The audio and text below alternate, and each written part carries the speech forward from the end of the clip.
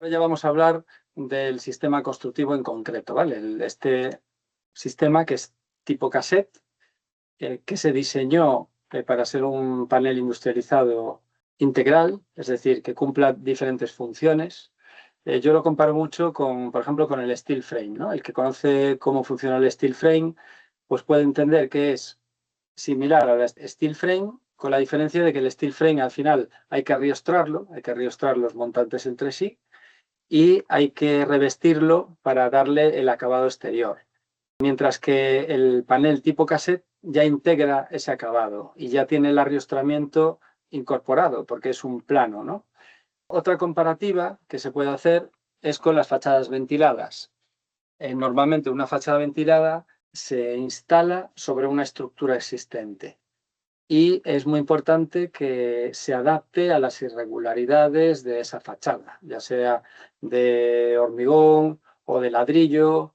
Lo que tenemos que hacer es adaptarnos a esas irregularidades y luego permitir un movimiento diferencial. En este caso, es una fachada ventilada también.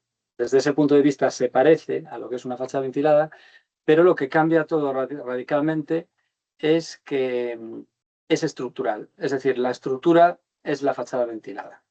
Por lo tanto, es lo que domina formalmente la obra. A partir de este nivel de suelo, donde tenemos la cimentación, pasamos de un sistema de construcción al centímetro a un sistema constructivo al milímetro. Y esa fachada ventilada, que es la estructura, rige el resto de la obra. Genera los huecos, se apoyan los forjados en ella, es decir, absolutamente todo. Por lo tanto, transmite al resto de la obra esa precisión milimétrica. Tenemos precisión milimétrica en las plantas, en las secciones, en los huecos. Todo eso es clave para industrializar, en una industrialización abierta que se construye in situ. Y bueno, y luego cumple varias funciones. Es función estructural, función de fachada y cubierta ventilada y captación solar. Todo eso en el mismo panel. Estos son algunos datos del propio panel, características físicas, ¿no?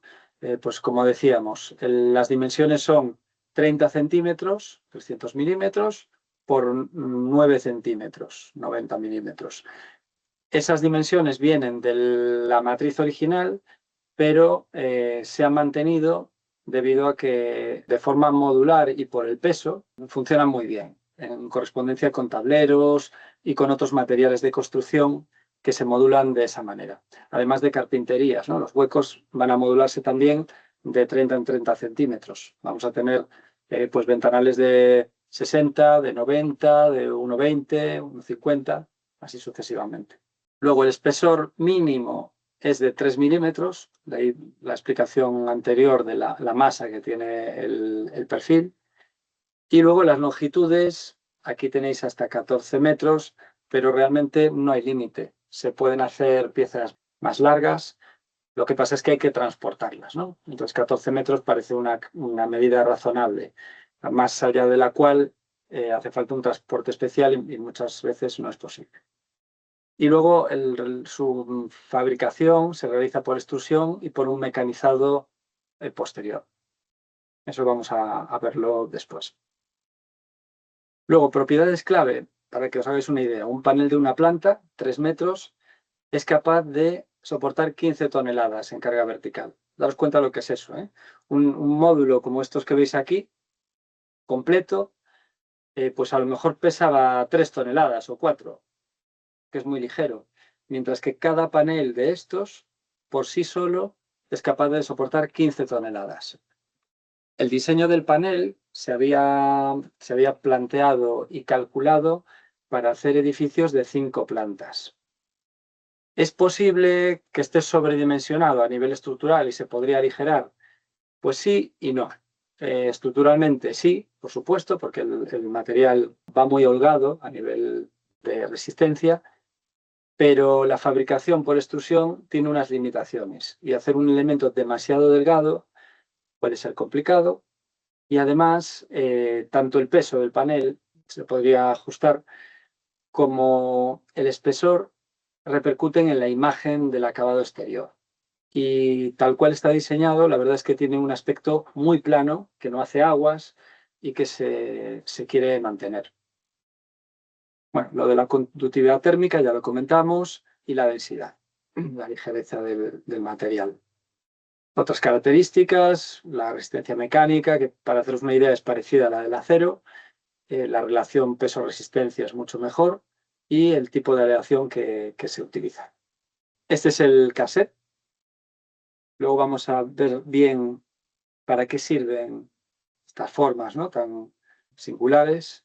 Como hemos dicho, la dimensión es de 30 centímetros y estos rigidizadores se van uniendo 2 a 2, de tal manera que la estructura resultante va a contener esos rigidizadores cada 30 centímetros. La unión entre los paneles se va a resolver mediante las alas laterales, que va a ser por aquí. Y esto configura esa envolvente exterior vista, que sería esta superficie. Podéis fijar que es totalmente plana, ¿no? Es una curiosidad frente a otro tipo de sistemas en aluminio fabricados a partir de panel sándwich, por ejemplo, con chapa plegada.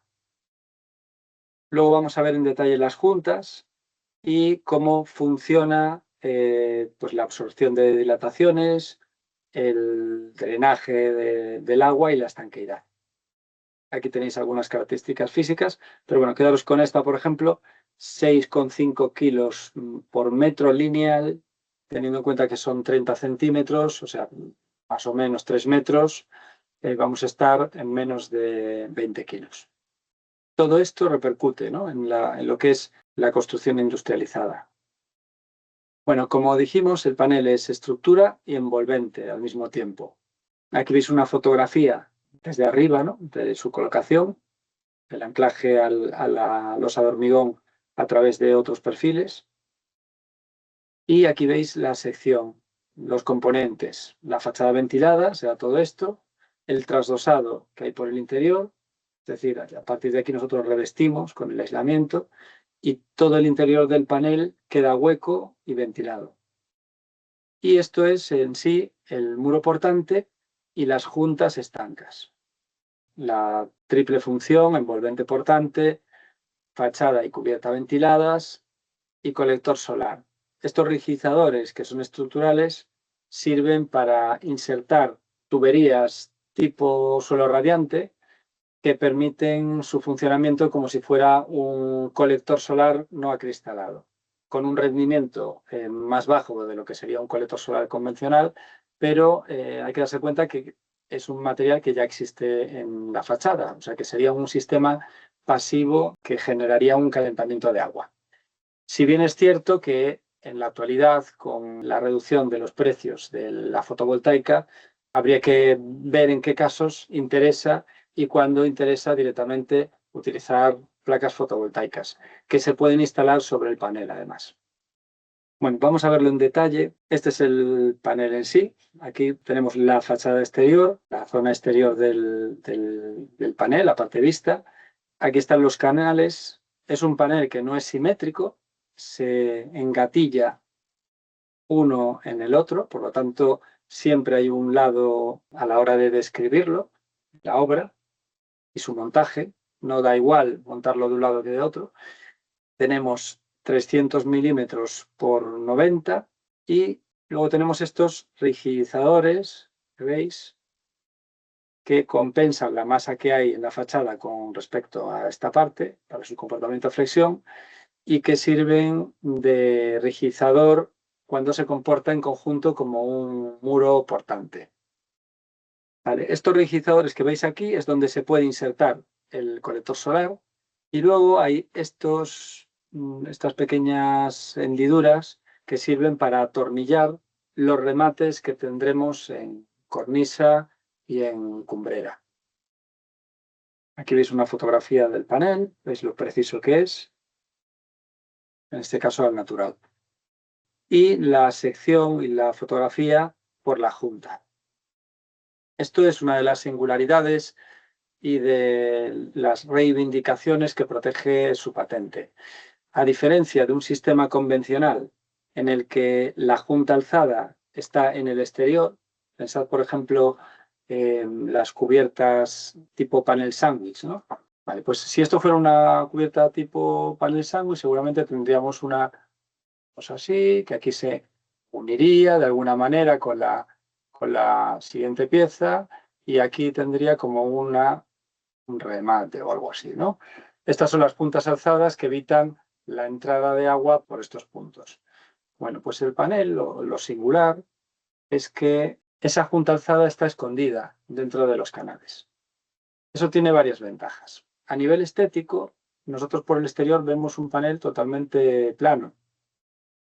Y esta junta que veis aquí es una junta de apenas 1 milímetro que no tiene ningún componente elástico. Es aluminio. Por lo tanto, no se degrada.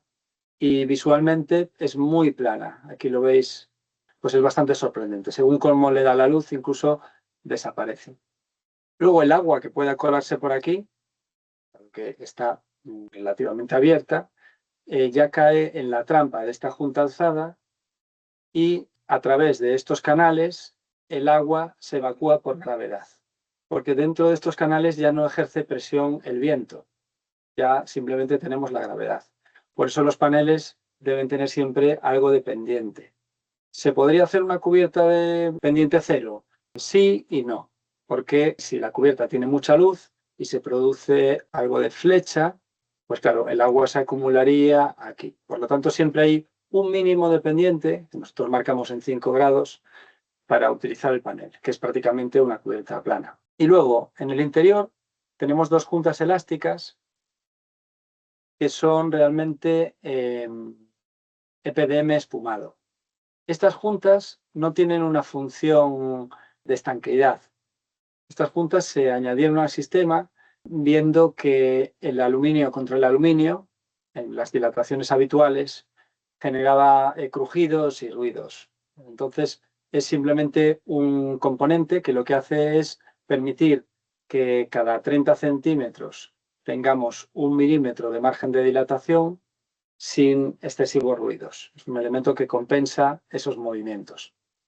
Y luego tenemos esta zona donde hay una muesca y normalmente el panel viene mecanizado para unirlo entre sí. Es decir, esta es la zona de unión que ya no compromete la estanqueidad del conjunto. Y luego tenemos estos elementos que son las alas que rigidizan todo el sistema, que permiten trasdosar, porque están cada 20 centímetros, o sea, realmente cada 30 centímetros en este punto. Aquí se puede trasdosar con tableros, con láminas impermeables, según el sistema. Se puede unir por aquí y eso permite que estas cámaras funcionen como fachadas y cubiertas ventiladas. Os comento otro detalle y es que si quisiésemos tener un atornillado de alguna subestructura por el exterior, por ejemplo para una fotovoltaica, esta sería la zona donde lo podríamos hacer. Porque aquí si atornillamos, pues no está comprometiendo la estanqueidad. Aquí no podríamos, pero en esta zona sí, porque el agua que se pueda filtrar pues nos pasa a los canales y tendría esa fácil evacuación. Y luego en esta zona es donde utilizaremos unas pletinas para transmitir los esfuerzos entre lo que son las fachadas y las cubiertas. Esas piezas irían en estas partes, ¿vale? Transmitiendo estructuralmente para dar esa continuidad a la estructura. Y luego estos resaltes que veis aquí, además de estructurales, sirven para canalizar de una forma ágil cualquier condensación que se pueda producir en la cámara, que es un tema importante debido a la conductividad y esa condensación exterior que se puede producir.